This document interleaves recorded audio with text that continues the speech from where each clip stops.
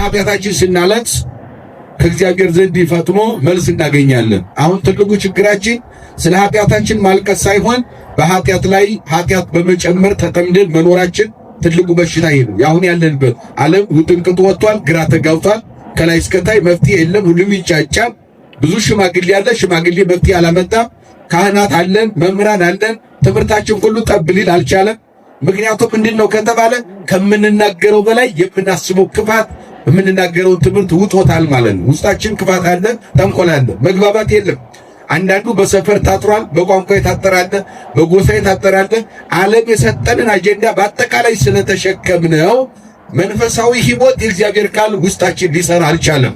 ለዚህም ነው ዛሬ ለብዙዎቹ መሞት፣ መከራ፣ በእሳት መተኮስ እንዲሁም ደግሞ በአደባባይ በሰይፍ በመቀላት በመገደላቸው ለነሱ ሁሉ መከራ የሆነው የኛ አንድ ሁነን ወደ እግዚአብሔር አለማልቀስ ነው። ስለ ኃጢአታችን ማልቀስ ሲገባን ስለ ሌላው ኃጢአት እያወራን የምንኖርበት የምናባክነው ጊዜ ይበልጣል። አሁን ሁሉም ላይ ሶሻል ሚዲያ ላይ ተጥደን ሁላችንም ተሳዳቢ ነን፣ ሁላችንም ነቃፊ ነን፣ ሁላችንም ተግሳጽ የምንገስጽ ነን። እኛ ራሳችንን ግን መገሰጽና ቆም ብለን ማሰብ እንዳዳም አልቻለም። እስኪ ሁላችሁም በሉ በድለናል በሉ።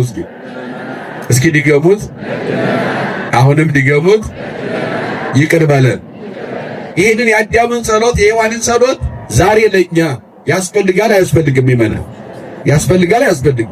አሁን እዚህ ስንመጣ ቤተ እግዚአብሔር ስንመጣ የምንለምነው አሁን በአብዛኛው እዚህ የመጣነው በአብዛኛው የመጣነው ሰዎች ጸሎታችሁ ልመናችሁ ምንድነው ቢባል ቤት ለመስራት፣ መኪና ለመግዛት፣ አውሮፕላን ለመግዛት፣ በቃ የሚበላው የሚጠጣው ገንዘብ ብዙ ገንዘብ ለማግኘት ባንክ ለማጨናነቅ አጀንዳችን ብዙ ነው። እዚህ ስንመጣ እውነቱን ለመናገር ግን እንደ እግዚአብሔር ቃል ከሆነ ይሄ ሁሉ አጀንዳ አይደለም። ወደ እግዚአብሔር ሲመጣ አጀንዳው የሰው ልጅ ምንድነው ከተባለ በድያለሁና ይቅር በለኝ ነው። ቃሉ ጋር ናችሁ። ምንድነው? ምን በለኝ?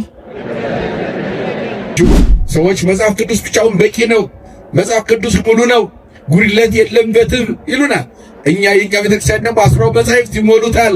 በቀመረ ዘመን ይሞላል፣ በገድላት ይሞላል። መጽሐፍ ቅዱስ ክፍተቱ የሚሞላው በቅዱሳት መጻሕፍት ነው ብላ የኛ ቤተክርስቲያን ብታስተምረው። ለምሳሌ አዲስ ኪዳንን የሚሞላው ሙሉ የሚያደርገው ታምረ ኢየሱስ ነው ስላቸው፣ ታምረ ኢየሱስን የጻፉት ሐዋርያት ናቸው እንደ ወንጌላውያን ማለት ነው።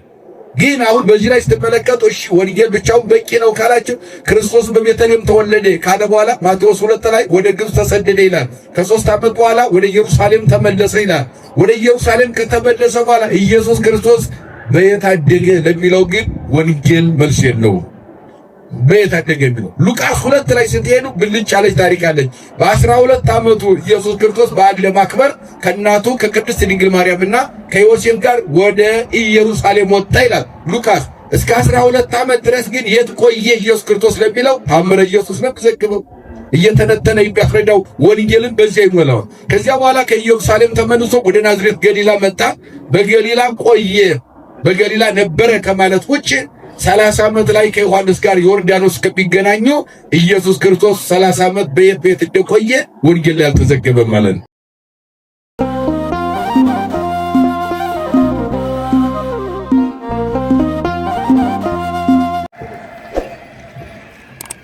ህየ ፍኖት እንተባቲ አርአየ እግዚአብሔር አድኅኖቱ። እስኪ ሁላችሁም በስመ አብ በሉ እስኪ ወወልድ ወመንፈስ ቅዱስ አሐዱ አምላክ። ክቡራን የመንበረ ፓትርያርክ ጠቅላይ ጽሕፈት ቤት የየሥራ ኃላፊዎች፣ የአዲስ አበባ ሀገረ ስብከት የየክፍል ኃላፊዎች፣ የወረዳ ቤተ ክህነቱ የየክፍል ኃላፊዎች፣ ክቡር አባታችን መላከ ብስራት መምህር መላከ አበባው የቤተ ክርስቲያናችን አስተዳዳሪ፣ የገዳማትና አድባራት አስተዳዳሪዎች፣ ሊቃውንተ ቤተ ክርስቲያን፣ መምህራን፣ ቀሳውስት፣ ዲያቆናት፣ መዘምራን በየማድረጋችሁ ለሰማይ ከዋክብትን ለምድር እጽዋትን ውበት ያደረገ እግዚአብሔር ለዚህ ታላቅ ቤተ ክርስቲያን ውበት ያደረጋችሁ የእግዚአብሔር ቤተሰቦች፣ የእናታችን የቅድስት ድንግል ማርያም ልጆች፣ አባቶቻችን፣ እናቶቻችን፣ ወንድሞቻችን፣ እህቶቻችን፣ ድምፃናት በኃያሉ በእግዚአብሔር ስም እንደምን ከረማችሁ? እንደምን ሰነበታችሁ? እንኳን አደረሳችሁ። ህየ ፍኖት እንተባቲ አርአየ እግዚአብሔር አድኅኖቱ። እግዚአብሔር የማዳኑን ሥራ ያሳየባት መንገድ ይህች ናት። እስኪ በሉላችሁ እግዚአብሔር በሉላችሁ የማዳኑን መንገድ ማዳኑን በሉ እስኪ እግዚአብሔር ማዳኑን ያሳየባት መንገድ ይህች ናት። እንደ እግዚአብሔር መልካም ፈቃድ ባለን አጭር ሰዓት የምንነጋገርበት የመጽሐፍ ቅዱስ መነሻ ኃይለ ቃል ነው። ይህ ቃል ቀድሞ ቅድመ ልደተ ክርስቶስ 1000 ዓመተ ዓለም ላይ የተነገረ ሲሆን ነቢዩ ዳዊት የተናገረው ወይም በመዝሙር ደረጃ አሳፍ የተባለው ካህን በዳዊት ቤተ መንግሥት የዘመረው ዝማሬ ነው። ቃሉን የምናገኘው በመዝሙረ ዳዊት መዝሙር 49 ቁጥር 22 ላይ ተጽፎ የምናገኘው ኃይለ ቃል ነው። ዘለፋ ካህናትን መገሰጽ ነው ይላል። ስለ ካህናት ተግሳጽ አንዳንድ ጊዜ ከእግዚአብሔር መንገድ ሲወጡ ካህናትም ተግሳጽ ስለሚያስፈልጋቸው ስለ እነሱ ተግሳጽ የሚናገር ነው። መሰረታዊ ነገሩ ይሄ ሆኖ ሳለ ካህናትን መምከር፣ መገሰጽ፣ መንገድ ማሳየት፣ አቅጣጫ መጠቆም፣ ማረምም እንደሚያስፈልግ አስረግጦ የሚናገር የመጽሐፍ ቅዱስ ክፍል ነው። በሁለተኛ ደረጃ የካህናት ብቻ ሳይሆን የምዕመናንም ጭምር ያለበት ጉዳይ ነው። ምዕመናንም ከሃይማኖት መንገድ ሲያፈነግጡ፣ አቅጣጫ ሲስቱ መሳት ተገቢ አይደለም፣ ወደ መንገዱ ተመለሱ፣ ከሕይወት መንገድ ውጭ አትሁኑ ብሎ መገሰጽ እንደሚያስፈልግ የካህናትንም የምዕመናንም ሕይወት በአግባብ መምራት፣ መመራራት፣ መነጋገር፣ መስማማት፣ አቅጣጫ እንዳንስት መወያየት እንደሚያስፈልግ አስረግጦ የሚነግረን የመጽሐፍ ቅዱስ ክፍል ሲሆን ግን አሁን የጠቀስነው ርዕሱ ደግሞ በደንብ የሚያስረዳ ነገር ቢኖር እግዚአብሔር ያዳነበትን መንገድ ነው የሚነግረን። ዛሬ በኢትዮጵያ ኦርቶዶክስ ተዋሕዶ ቤተክርስቲያን አስተምሮ መሰረት ጥቅምት 27 የመጋቢት 27 ጥንተ ስቅለቱን ቤተክርስቲያን ጥቅምት ላይ እንድታከብር በቀኖና ሊቃውንት አባቶቻችን የተወሰነ ነው። ጥቅምት ላይ በአብዛኛው የሚከበሩት በዓላት መጋቢት ላይ ያሉ ናቸው። ወደ መስከረም የመጡት መስቀልን ብንመለከት፣ ገብረ መንፈስ ቅዱስን ብንመለከት፣ እንደገናም አሁን ዛሬ የምናከብረውን በዓል ስንመለከት ከመጋቢት ወደዚህ ተዘዋውረው እንዲከበሩ፣ ምክንያቱም በጾም ሰዓት ብዙ ደስታን የሚቀሰቅሱ ከበሮን የመሳሰሉ ጸናጽልን የመሳሰሉ ስሜትን የሚቀሰቅሱ ነገሮች ከዚያ ተቆጥበን በፍጹም ለቅሶና ሐዘን እግዚአብሔርን ብቻ የምናስብበት የጾም ጊዜ ስለሆነ ወደዚህ አምጥተን እንድናከብር አባቶቻችን በደነገጉት መሰረት ይከበራል። ዛሬ የምናከብረው ዓለም የዳነበትን ጊዜ እያሰብ ነው ማለት ነው። ለዚያ ደግሞ እግዚአብሔር ማዳኑን ያሳየባት መንገድ ይህች ናት ብሎ አንደኛ እግዚአብሔር ያዳነበት መንገድ፣ ሰውን የታደገበት መንገድ የእግዚአብሔር ቃል ነው። እየሰማችሁኝ ነው? የማን ቃል ነው? የማን ቃል ነው? በእግዚአብሔር ቃል ነው። አንደኛ የእግዚአብሔር ቃል ነው ሰውን የሚያድነው። ምክንያቱም ቃል እግዚአብሔር ካሌለ ሊቃውንት አባቶቻችን ካልነገሩን፣ ካላስተማሩን፣ ከቃሉ ውጭ ከሆን የድነት መንገድ የተዘጋ ነው ማለት ነው። የመጀመሪያው መንገድ የምሕረት በር የሆነው የሚያሳየን ወደ እግዚአብሔር መንገድ ወደ መንግሥተ ሰማያት የሚመራን የእግዚአብሔር ቃል ስለሆነ እግዚአብሔር ሕዝቡን የሚያድንበት መንገዱ ይህች ናት አለና ቃሉ ነው አለ። ያንን ቃል ደግሞ ሲተነተን በትርጓሜ ሊቃውንት መዝሙረ ዳዊቱን በትርጓሜ ሊቃውንት አባቶቻችን ሲተረጎም አዳም አባታችን ከገነት ከተባረረ በኋላ 100 ዓመት በዚህ ምድር ላይ አልቅሷል። ምክንያቱም ገነትን ያክል ቦታ እግዚአብሔርን ያክል ጌታ አጥቷልና፣ ልብሰ ብርሃን ለብሶ ነበር ከዚያ ተራቅቷልና፣ እርቃኑን ስለነበረ ከዚያ ከማረ ከተዋበ ከገነት ተባሮ በዚህ ምድር ላይ ወጥተህ ወርደህ ጥረግረህ ብላ አሜካላ እሾህ ወይም ኃጣውና ሰይጣናት ይሰልጥኑብህ የሚል እርግማን ገጥሞ ስለነበረ እሾሁም ይነቃቀል ዘንድ ያ ልብሰ ብርሃንም ይመለስ ዘንድ የግድ ማልቀስ ስላለበት ስለ ኃጢአቱ አለቀሰ ይላል መጽሐፍ። ስለምን አለቀሰ? ስለምን አለቀሰ? ስለ ኃጢአቱ አለቀሰ።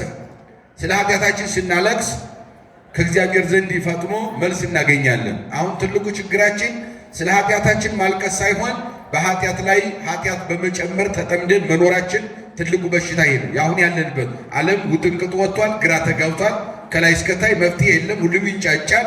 ብዙ ሽማግሌ ያለ ሽማግሌ መፍትሄ አላመጣም። ካህናት አለን፣ መምህራን አለን፣ ትምህርታችን ሁሉ ጠብ ሊል አልቻለም። ምክንያቱም ምንድነው ከተባለ ከምንናገረው በላይ የምናስበው ክፋት የምንናገረውን ትምህርት ውጦታል ማለት ነው። ውስጣችን ክፋት አለ፣ ተንኮል አለ፣ መግባባት የለም። አንዳንዱ በሰፈር ታጥሯል፣ በቋንቋ የታጠራለ፣ በጎሳ የታጠራለ። ዓለም የሰጠንን አጀንዳ በአጠቃላይ ስለተሸከምነው መንፈሳዊ ሕይወት የእግዚአብሔር ቃል ውስጣችን ሊሰራ አልቻለም። ለዚህም ነው ዛሬ ለብዙዎቹ መሞት፣ መከራ፣ በእሳት መተኮስ እንዲሁም ደግሞ በአደባባይ በሰይፍ በመቀላት በመገደላቸው ለነሱ ሁሉ መከራ የሆነው የኛ አንድ ሁነን ወደ እግዚአብሔር አለማልቀስ ነው። ስለ ኃጢአታችን ማልቀስ ሲገባን ስለ ሌላው ኃጢአት እያወራን የምንኖርበት የምናባክነው ጊዜ ይበልጣል።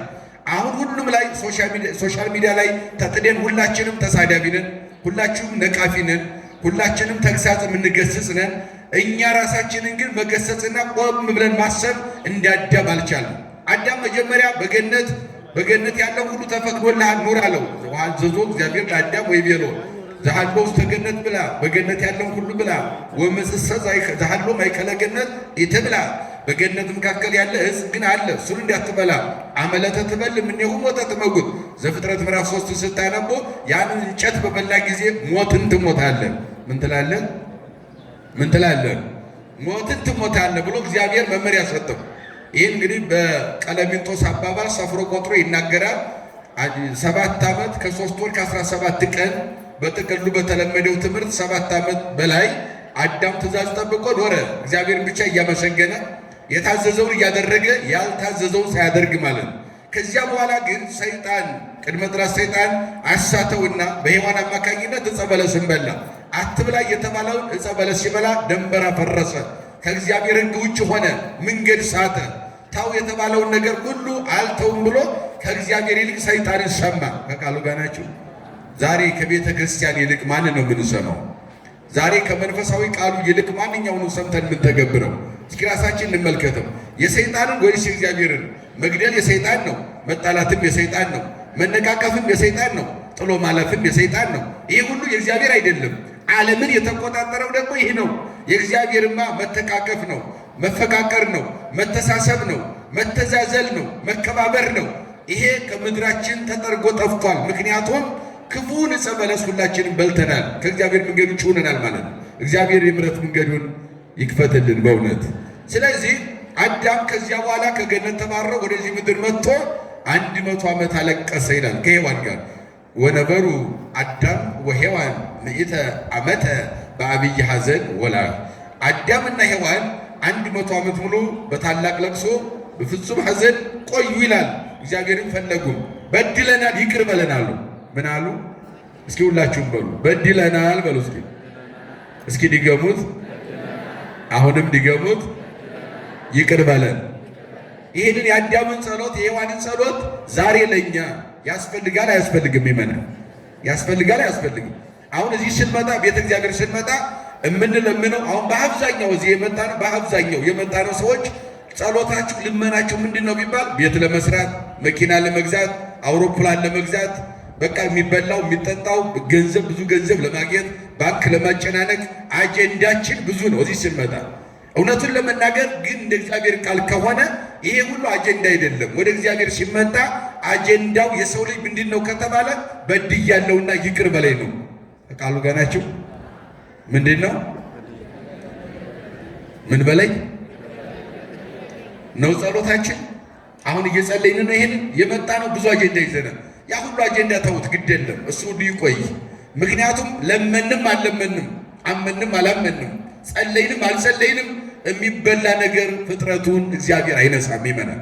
እንኳን እኛ የምናምነው፣ እንኳን እኛ የምንጸልየው፣ እንኳን እኛ ስሙን የምንጠራው፣ እንኳን እኛ በስሙ ተጠምቀን የእሱ ልጅ የሆንነው፣ እንኳን እኛ ራሳችን ሆኖ አካሉ የሆንለት እኛን አይደለም ቀርቶ እግዚአብሔር የለም የሚለውን ሁሉ እግዚአብሔር ይመግባል አይመግብም? ዝናብ ለእኛ ብቻ ነው እንደሚዘንበው? አይደለም። ለማያምኑትም ነው የሚያዘንበው እግዚአብሔር። ፀሐይ የሚወጣው ለእኛ ብቻ ነው እንዴ? አይደለም። ፀሐይ ለሁሉም ያወጣል። ያሰርቅ እግዚአብሔር ፀሐይ ላዕለ ሄራን ወላዕለ ኩያን ወያዘንም ዝናብ በእሪና ለኩሉ። ለሁሉ አስተካክሎ ዝናብን ያዘንባል። በሁሉም በኃጥአንም በጻድቃንም ላይ መዓልትና ሌሊት ክረምትና በጋን እያፈራረቀ እግዚአብሔር ፍጥረቱን ይመግባል። ምንም አይዘነጋም። ለዚህ ጸሎት አያስፈልገውም። ማቴዎስ 5 ላይ ያለውን ቃል ነው የነገርኳቸው። ግን ታዲያ ወደዚህ ስንመጣ ምንድነው ጸሎታችን? ምንድነው መሆን ያለበት? ዓላማ አድርገን ለምን እንጣቃል? በድያለሁና ምን በለኝ፣ ወደፊት እንዳልበድል ጠብቀኝ፣ ለበደልኩት ይቅርታ አድርግልኝ፣ ጌታዬ አሳዝኛለሁ ብለን ወደዚህ መተን ማልቀስ ያለብን መጸለይ ያለብን ይሄ ነው። ስለ አለበለዚያ ግን ዓላማውን የዘነጋ ጸሎት፣ ዓላማውን የዘነጋ ስብሰባ፣ ዓላማውን የዘነጋ በዓል ነው የሚሆነው። በዓል ወደ በዓል ስንመጣ በዓል የሚከበረው አንደኛ ወቀደሳ ለሀገር በኪደተ እግር ነው። ታቦቱ ሲወጣ በኪደተ እግር አገር እንዲቀደስ ነው። ወረርሽኝ እንዳይመጣ ነው። ረሃብ ቸነፈር እንዳይመጣ ታቦቱ ወጥቶ ይቀድሳታል ምድርን ማለት ነው። ትንኝ ትላትን እንዳይበላው እህሉ አዝመራው በሰላም ወደ ጎተራ እንዲገባ ሰው እንዳይራብ እንዳይጠማ በሽታ ወረርሽኝ በዓለም ላይ እንዳይለቀቅ ታቦት ይወጣል። ምን ይወጣል? ምን ይወጣል? ስለዚህ ስንመጣ እንቀደሳለን በታቦቱ። ሁለተኛው በዓል የሚከበርበት ዓላማው ከኦሪት ጀምሮ በብሉይ ኪዳን ጀምሮ ዋናው በዓሌን ያከብሩ ዘንድ ሕዝቦቼን ልቀቅ ብሎ ፈርዖን የተናገረው እግዚአብሔር ቁጭ ብለን ቃለ እግዚአብሔር ልንማርበት ነው። ከቃሉ ጋር ናችሁ? በዓል የሚከበረው ለምንድን ነው ንገሩኝ? ምን ልንማርበት ነው? ወንጌል ሊሰጥ ሲል እየሾለከ ሄደ ይበዛል። ለምን መጣ? ምን ልታረግ መጣ? ምን ልታረግ ትሄዳለህ? ወንጌል ሳይሰበክ ሳንማር በዓሉን ሳናውቀው በእግር መመላለስ የሚፈቀድበት ዘመን አይደለም። ዘመኑ አይፈቅድም። መንገድ ላይ ጠላፊ ሞልቷል፣ ተከራካሪ ሞልቷል። ሲፈልጉ ተደራጅተው በሰይፍ የሚገሉን፣ ሲፈልጉም ደግሞ ሃይማኖታችን ሊያስወጡን የሚፈልጉ በጣም የተደራጀ የአጋንንት ሰራዊት አለ። ከዚህ ነፃ መውጣት የምትችለው ተረጋግተህ ራስህን ለእግዚአብሔር ስትሰጥ ብቻ ነው። በዚህ ሰዓት ራሳችን ለእግዚአብሔር መስጠት አለብን። በሃይማኖታችን ጥልቅ የሆነ እውቀት ኑሮን አፍ የምንዘጋ የተዋህዶ ልጅ እንጂ በጥቅስ የሚደናገር ትውልድ አያስፈልግም። ይሄን ደግሞ ቁጭ ብለን ስንማር ነው።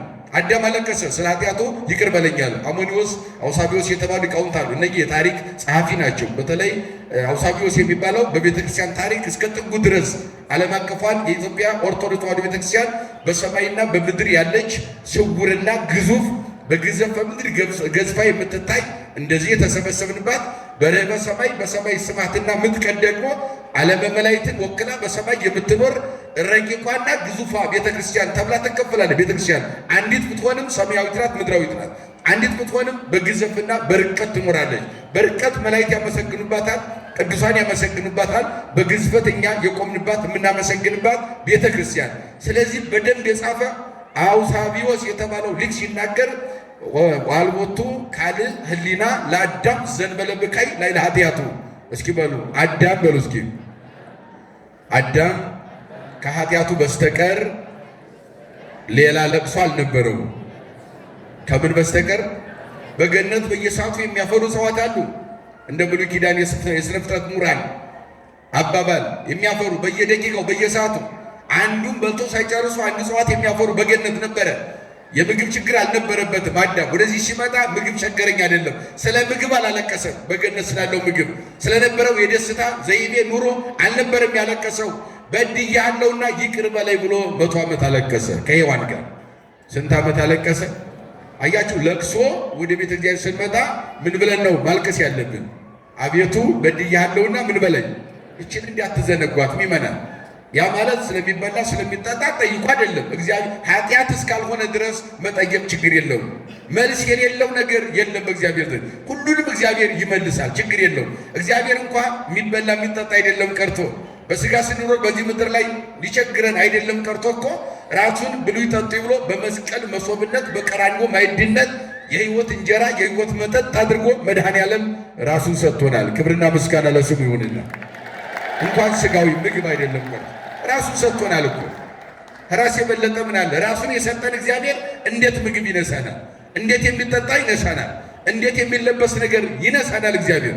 ለዚህም ነው ወንጌሉም የሰማይ ወፎችን ተመልከቱ፣ የምድር አበባዎችን እዩዋቸው፣ አስተውሉ ብሎ በወንጌልም ጌታችን ያስተማረው መቅደም ያለበት መንግስትና ጽድቅ ስለሆነ መንግስቱን የእግዚአብሔር መንግስት ለመውረስ ስለዚያ ማሰብ፣ ጽድቅ ማለት ደግሞ በድያለሁና ይቅር በለኝ እንዳልበድልህም አንተ ጠብቀኝ ብለን ስለ ጽድቅ ብቻ የምናስብበትን መንገድ መድኃኔዓለም አስተምሮናል ማለት ነው። ስለዚህ ዛሬም ጥንተ ስቅለት ነው፣ በእግዚአብሔር ቃል ነው። አንደኛ እግዚአብሔር ሕዝቡን የሚያድንበት መንገድ የእግዚአብሔር ቃል ነው። የማን ቃል ነው? ይህንን ሲያለቅስ አዳም ከልጅ ልጅ ተወልጄ አድንሃለሁ አለው። አያችሁ፣ የማዳን መንገድ ይህ ነው። ለቅሶ ነው፣ ይቅር በላይ ነው፣ በድያለሁ ስንል የማዳን መንገዱ የእግዚአብሔር ቃል ይገለጣል። እግዚአብሔር መጽአ ቃለ አዶናይ ሀቤሁ ለአዳም የአዳም የእግዚአብሔር ቃል ወይም አዶናይ ኮናኔ በጽድቅ ፈትሐየ በርት ማለት ነው። አዶናይ ዕብራይስጥ ነው። ወደ ግስ እንቀይረው ኮናኔ በጽድቅ ፈትሐየ በርት እውነተኛ ገዥ በእውነት የሚፈርድ አድልዎ የሌለበት የማያዳላ እውነተኛ ፈራጅ ለፍርዱ መዛባት የሌለበት የሐሰት ምስክር የሌለበት ሐሰተኛ ዳኛ ያልሆነ እውነተኛ ዳኛ ለሁሉ እኩል የሚፈርድ እግዚአብሔር የእሱ ድምፅ ወደ እግዚአብሔር ወደ አዳም መጣ።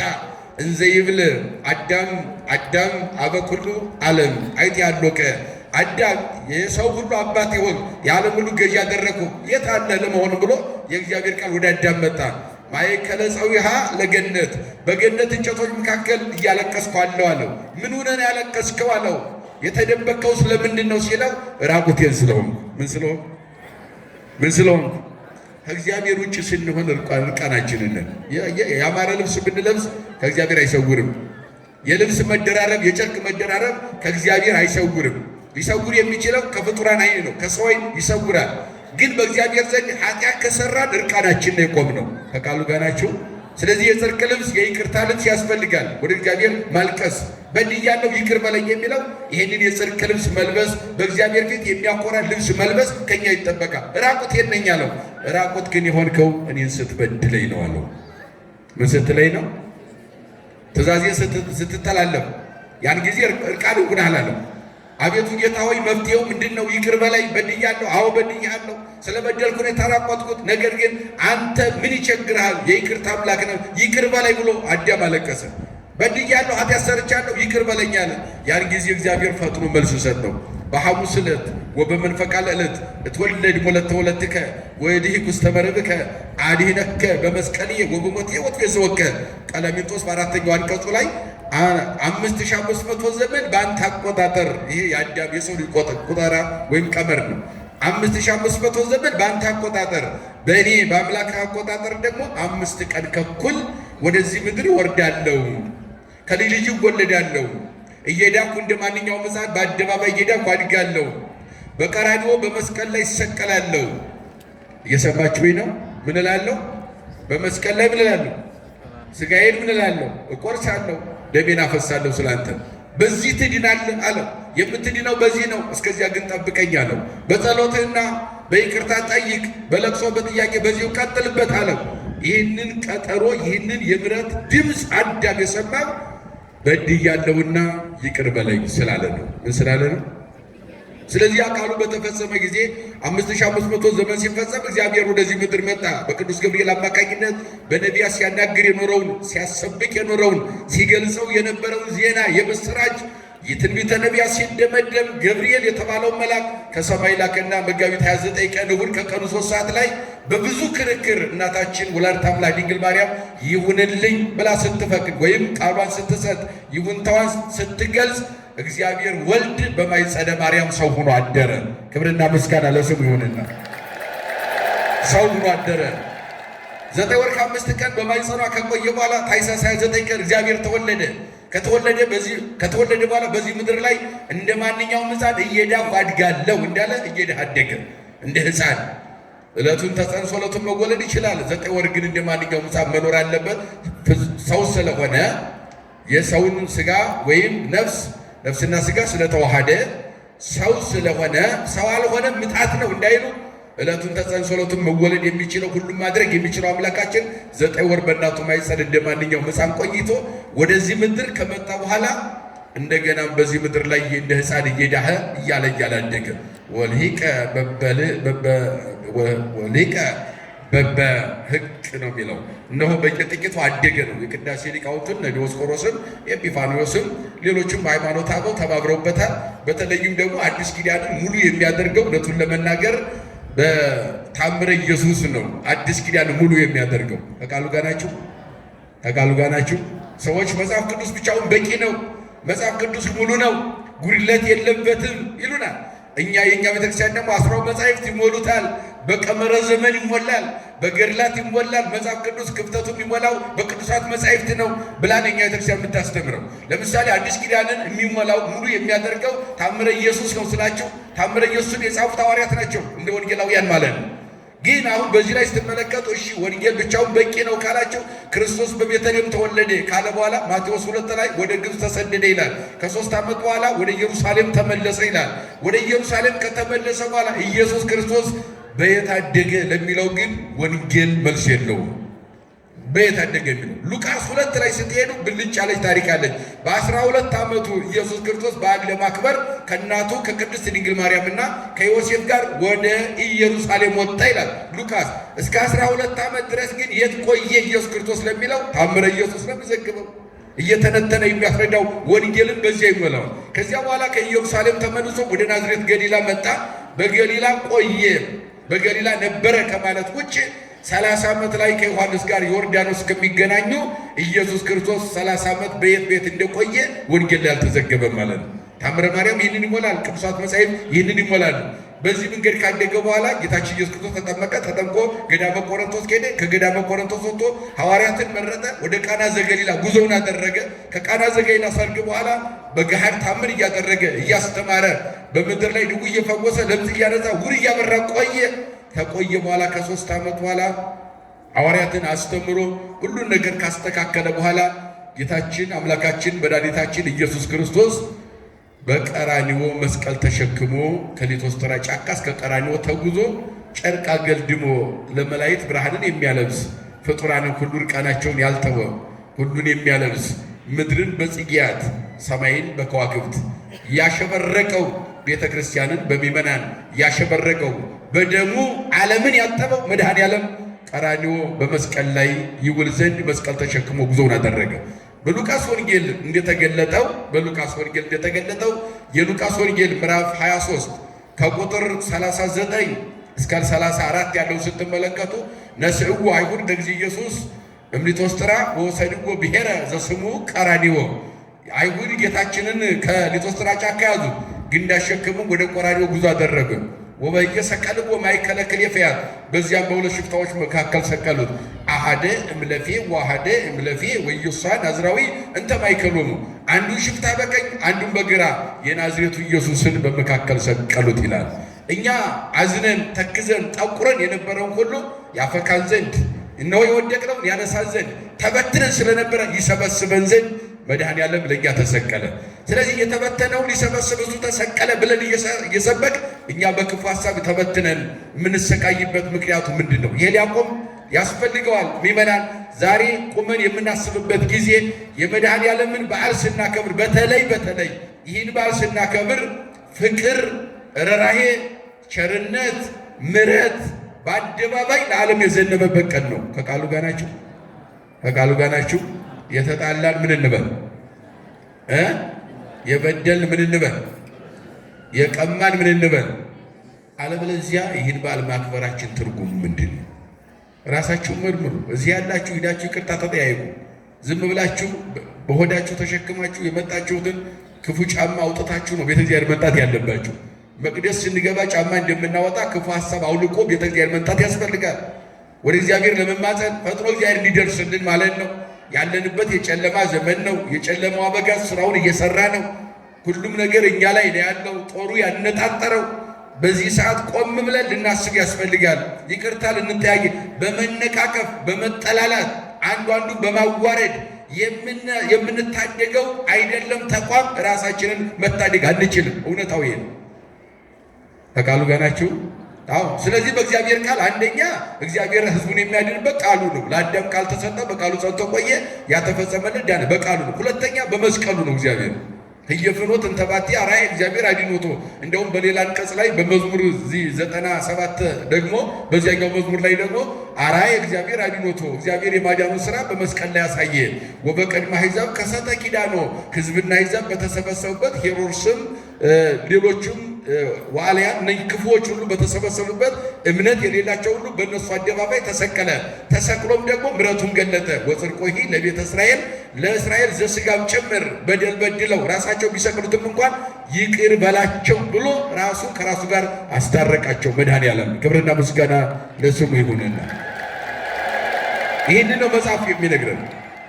አዲስ ኪዳኑም በሉቃስ የተገለጸ ነው። ብሉይ ኪዳኑም ዳዊት በዚህ መንገድ ገልጾታል። ሌሎችም ብሉያትም ሐዲሳትም ይናበባሉ። ወደ መጻሕፍተ ሊቃውንት ስናመጣው ሊቁ አትናቴዎስ ደግሞ ሉቃስን በደንብ ይራቀቀዋል። መቼስ ብሉይ ኪዳንን አዲስ ኪዳን ይራቀቅበታል፣ ይገልጠዋል። አዲስ ኪዳን ደግሞ ሊቅን ይገልጠዋል፣ ሊቅ ይራቀቀዋል።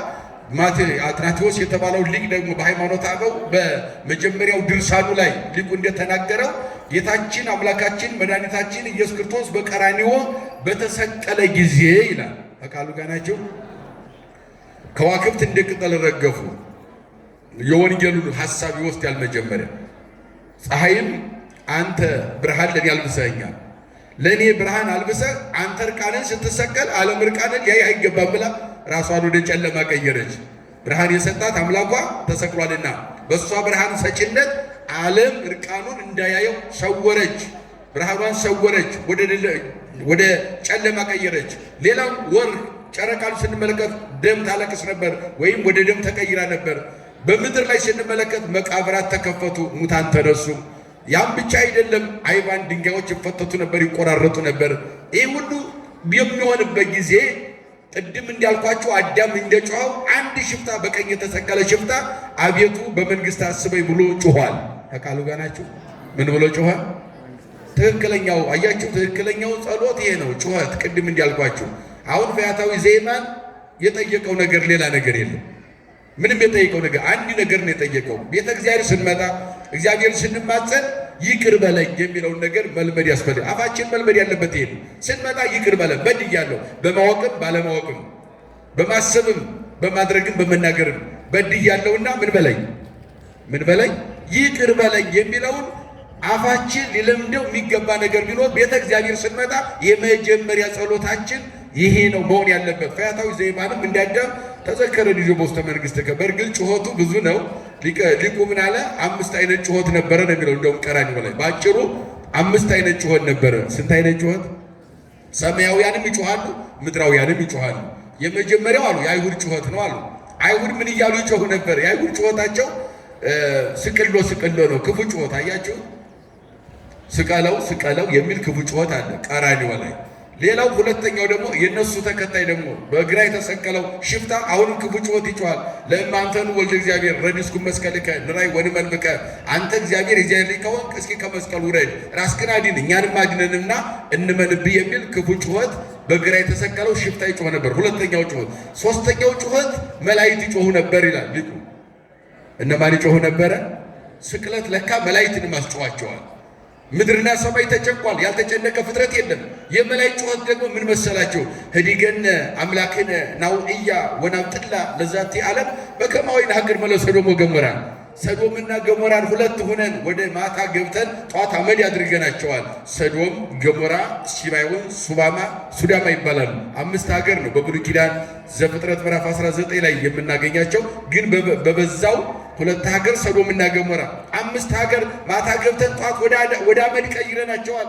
ስለዚህ ፍቀድልንና አይሁድንና ዓለምን አመድ እናድርገው፣ ለአንተ ያልሆነች ለፈጣሪዋ ያልሆነች ዓለም ምን ትሆናለች የሚል መላእክት ሰይፍ ይዘው ዓለም እናጥፋሉ። ይህ 3ኛው ጩኸት ነው። 4ኛው ጩኸት በቀኝ የተሰቀለው ሽፍታ ነው። አቤቱ በመንግስት አስበኝ። እንደውም ያኛውን ተናገረው፣ ገሰጸው። በግራ የተሰቀለውን ወንድሜ መከራ ውስጥ ነው ያለነው፣ ሉቃስም ጽፎታል። መከራ ውስጥ እያለን በዚህ ሰዓት እንኳን ንስሐ መግባት ሲገባ በመከራ ውስጥ እንኳን ሆነ ንስሐ ካልገባ መቼ ትገባለህ? እስካሁን የሰራው ኃጢአት አልበቃ ብሎ በመካከላችን የተሰቀለው ያለ መድኃኒት ነው። መድኃኒት ተሰቅሎልህ እንዴት ትሳደባለህ? ይቅርታ መጠየቅ ሲገባ ወንዘ ከመዚህ ይብል ተፈታይንቲሁ አለ ሊቁ። ይህን ካለ በኋላ አይኖቹ ተፈቱ ተገለጠ ማለት የልብ አይኑ በራለትና መስቀል ላይ ክርስቶስን አየ። ወደ ሰማይ ሲሄድ ደግሞ አብ ወልድ መንፈስ ቅዱስ በሰማይ በልልና ተመለከተ፣ ሥላሴን ተመለከተ። ወደ ታች ዝቅ ሲል ዋጣት አግኝተው ታይ ተመስቀል። ወደ መስቀል ዝቅ ብሎ ሲያይ ደግሞ ሪሆም ለመላእክት ድኑናነ ወድንጉፃነ ዲበ አውደ መስቀል ቅዱስ። በመስቀሉ ስር እንደ ቅጠል ረግፈው መላእክት ቅዱስ ቅዱስ ሲሉ መስቀል ስር መላእክትን በሰማይ ሥላሴን ከጎኑ ክርስቶስን አየ ይላል። ክብርና ምስጋና ለእግዚአብሔር ይሁን። በእውነት ምስጢር ተገለጠለት። ያን ጊዜ ከዚያው አያይዞ ምን አለ? ተዘከረኒ እግዚኦ አመ ትመጽእ በመንግሥትከ። አቤቱ በመንግስት በመጣ ጊዜ አስበኝ።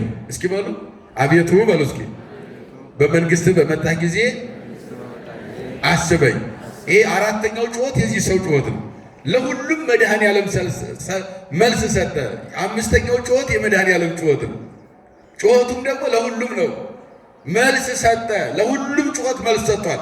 አንደኛ አይሁድ ምንድን ነው ያሉት? እስኪ ንገሩ የሚመና ታስታውሳላችሁ? አይሁድ ምን እያሉ ጮሁ ነው ያለው? ሊቃነ ካህናቱ፣ ረበናቱ፣ ጸሐፍቱ አይሁድ በሙሉ ስቀለው ስቀለው እያሉ ጮሁ። በግራ የተሰቀለው ምን አለ?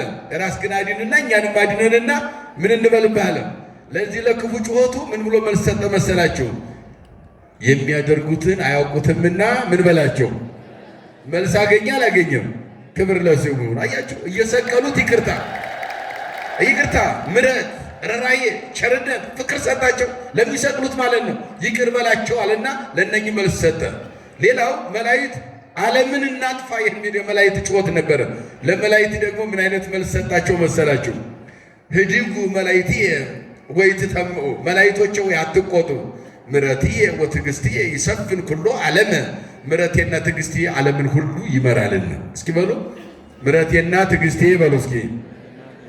ዓለምን ይመራል፣ ዓለምን ያስተዳድራል፣ ዓለምን ይገዛልና መላእክቶቼ ሆይ አትቆጡ።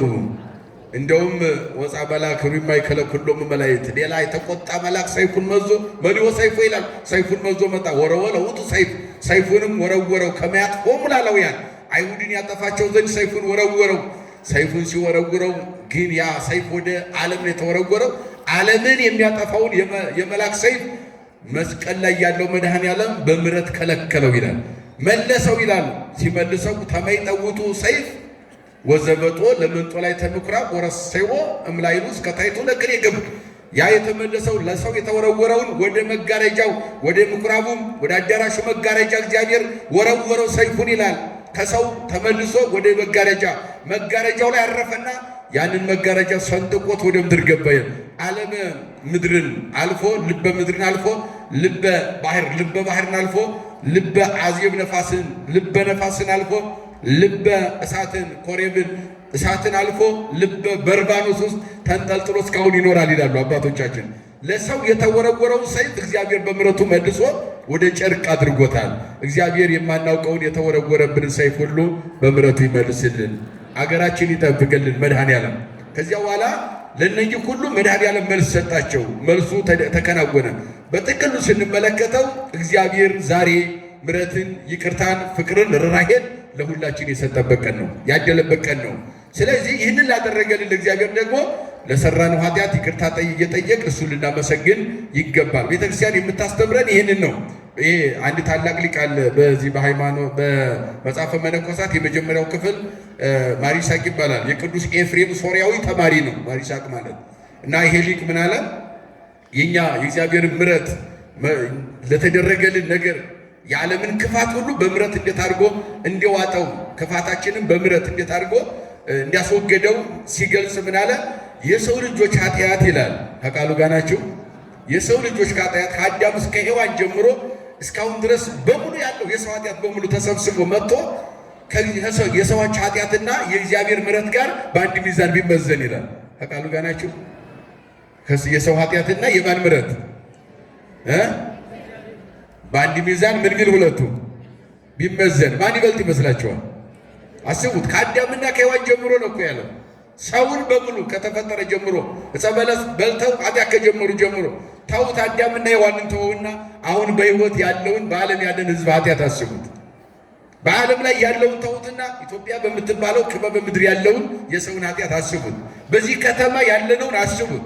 ግን ከአዳምና ከሔዋን ጀምሮ እስካሁን ያለው የሰው ኃጢአት በሙሉ ተሰብስቦ ለመተደለው ባህዱ መዳለው በአንድ ሚዛን ሁለቱ ቢመዘን እንደው ይከውን ኃጢአት ዘመደጓ ለሚያው በአዳም እስከ ኢዜ ከመ እብን ንዑስ ዘውግርት ውስጥ አባይ ባህር የሰዎች ኃጢአት ተሰብስቦ ባህር ላይ እንደተወረወረች ጠጠር ትሆናለች አለ። ከማሁ እይመውኦ አበሳ ፍጡራን ለምሕረተ ፈጣሪ ጠጠር ባህር ላይ ሲወረወር አድራሻው እንደሚጠፋ የሰው ሁሉ ኃጢአት በእግዚአብሔር ምሕረት ሲመዘን አድራሻው ይጠፋል አለ። ኃጢአታችን ረግረግ ሆኖ ሊውጠን ሲል ምሕረቱ ሰገነቱን ያቆመናል አለ። ክብርና ምስጋና ለመድኃኔዓለም ይሁንልን።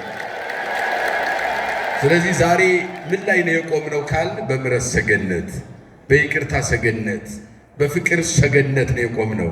እሱ ሰገነት ማን የሰጠን ነው? መድኃኔዓለም የሰጠን ነው። ዛሬ እነ አባታችን አባ መባጽዮን ያው ቃል ኪዳን የተቀበሉበት ቀን ነው። ዋናው መሰረታዊ ነገሩ ግን የእሳቸውም ታሪክ እዚሁ የተለየ አይደለም። ነገረ መስቀሉን እያሰቡ በየቀኑ 13ቱን ሕማማተ መስቀል እያሰቡ ራሳቸውን እየገረፉ ባለንጋ እየገረፉ መስቀል ተሸክመው ራሳቸውን እያሰቡ የኖሩ መናኝ ጻድቅ አባታችን ናቸው። በ15ኛው መቶ ክፍለ ዘመን ላይ የተነሱ አባታቸው ሀብተ ጽዮን እናታቸው ጽዮን ትኩና የተባሉ ከዚህ የተገኙ እጅግ መናኝ የሆኑ ብሉያት ሐዲሳትን ቅኔን የሚራቀቁ የቤተክርስቲያናችን ሊቅ ናቸው። በትረ ማርያም፣ ተክለ ማርያም፣ መባጽዮን ይባላሉ። ይሄ ያው የራሱ የሆነ ሶስቱም ትንታኔ አለው። ግን ጠቅለል ስናደርገው የእግዚአብሔር ለኔ ያደረገልኝን ነገር መከራውን እንዴት አድርጌ አስቤ ጨርሰዋለሁ እያሉ ራሳቸውን በምናኔ ብቻ አይደለም መስቀሉን እያሰቡ መስቀል ተሸክመው ይውሉ ነበረ። ግርፋቱን እያሰቡ ራሳቸውን እየገረፉ ይውሉ ነበረ። በዛሬው ዕለት ዝክርህን የዘከረ በቃል ኪዳንህ የጸና ገድልህን ያነበበ የተረጎመ የሰማ ቀዝቃዛ ውሃ በስሙ የሰጠ ቤተ ክርስቲያን ያነጸ አንተ የገባበት መንግሥተ ሰማያት አስገባዋለሁ ብሎ መድኃኔዓለም ቃል የገባላቸው ቀን ነው ዛሬ። ክብር ለአባታችን ይሁንና እየፍኖት እንተባቲ አርአይ እግዚአብሔር አድኅኖቶ እግዚአብሔር ማዳኑን ያሳየባት መንገድ ይህች ናት። ማናት? መስቀል ናት። ማናት? ቀራንዮ ናት። ማናት? የእግዚአብሔር ቃል ነው። የመከረን የገሰጸን ያስተማረን የሠራዊት ጌታ እግዚአብሔር አምላካችን ከፀሐይ መውጫ እስከ ፀሐይ መግቢያ በፍጥረታት ሁሉ አንደበት ስሙ የተመሰገነ ይሁን። የእናታችን የንጽሕተ ንጹሐን የቅድስተ ቅዱሳን የድንግል ማርያም አማላጅነት የቅዱሳን ጸሎት አይለየን። ቤተ ክርስቲያናችን፣ ሕዝባችን፣ አገራችን እግዚአብሔር ይጠብቅልን። ይቆየን።